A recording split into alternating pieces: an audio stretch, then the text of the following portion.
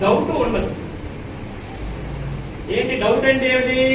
అది అవునా కాదా? నేను అమ్మ చెప్పింది కాబట్టి రైట్.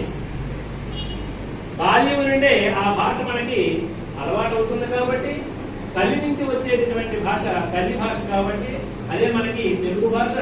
ఈ తెలుగు భాష ప్రపంచ భాషల్లో చాలా ఉత్కృష్టమైనటువంటి భాష, చాలా గొప్ప భాష. ఎందుకంటే అందులో ఆ మాధుర్యం చూడండి. చెరుకు మొక్క మనం తినేసరికి చిన్న కర్రలా కనిపిస్తూ ఉంటాం.